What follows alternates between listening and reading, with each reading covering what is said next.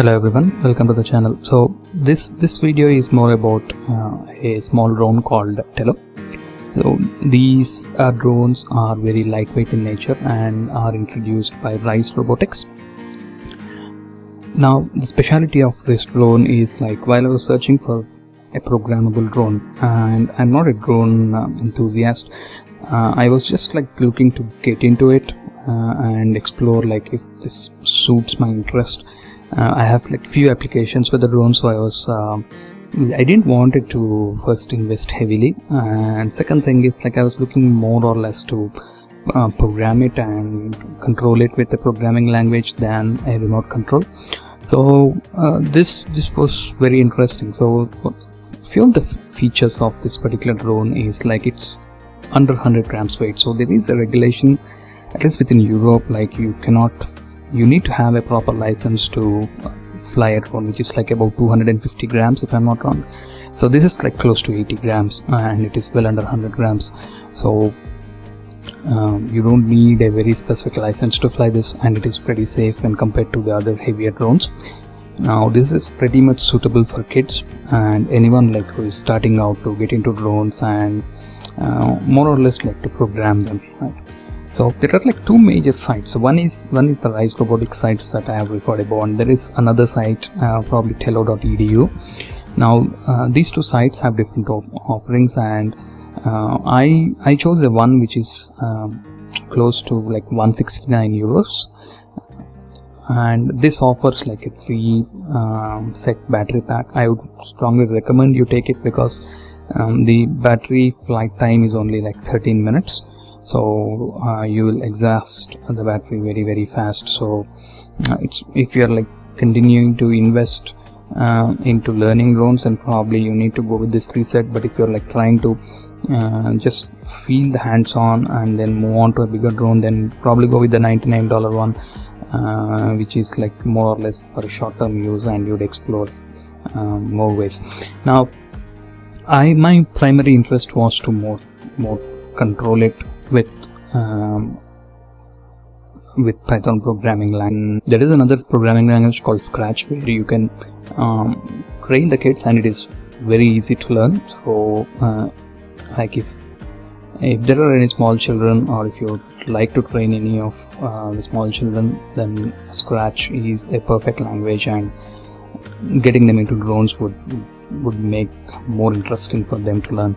Now few specs about it, like it has a 13 minutes of flight time. Now it depends on what you're like trying to do. Like if you're doing excessive flips or anything, then the flight time would reduce.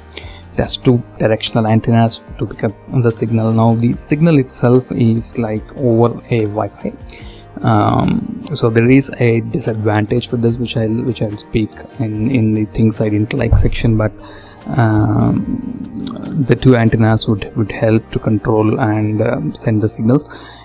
You could also have compatibility with a VR headset if you want to like use a VR headset, or if you already have a VR headset. Now this is done in collaboration with the DJI folks, who are like very famous in the FPV and the drones manufacturing, and also with Intel. Now you have various apps to control this. One is a paid one and another is a free one.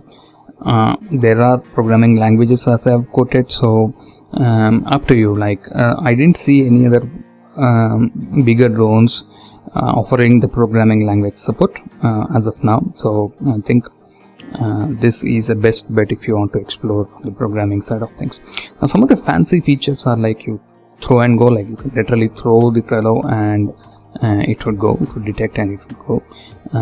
You can do something called an 80 flips, but you need to have more than 50% of the battery to do it. And there is something called a bounce mode as well, like you can literally land it and also like fly it from your hand.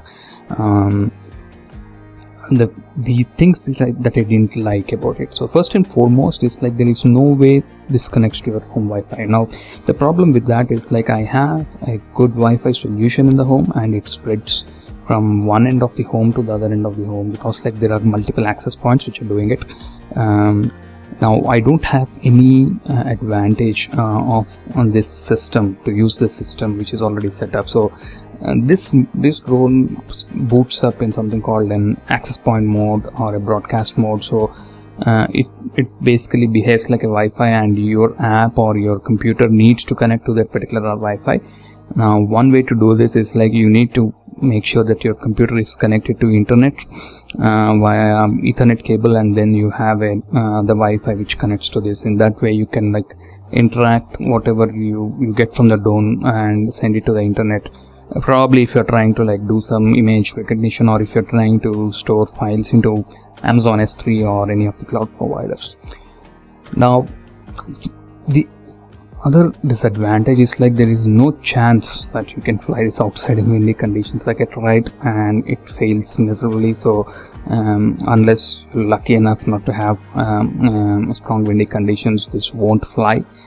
Even for the milder windy conditions, this drone starts to drift away, and this is not a pleasant experience. So I mean, of course it's an 80-gram drone, you don't expect much to make it fly in windy conditions, but this is more of an indoor drone. And even in the indoors now, it needs to have sufficient amount of light, else it starts complaining about ambient light, and then it starts drifting away from the position that you started, and that's how it is. Now if you're flying via an official Trello app, the other thing is like if you take a video or a photo, it won't go into your photos library by default. The app stores the photos in itself, then you need to find a way to share this. So if you're using it by programming language, then obviously you have the power of programming language. So you connect it, you save it to your local hard drive, and then you auto export using a Python script or something like that. So that's with it. So let me go to the unboxing section of it and a short flight with the Python program. Thank you. So let's start to unbox the package. So I ordered it from DroneWorks. This is an Ireland based company. So when we open it up, we see a small ad and their website. Do check out the website, it's pretty cool. They offer a wide range of drone products, and they are authorized DJI sellers. This comes in a very nice bubble wrap, right? Let me take out the bubble wrap.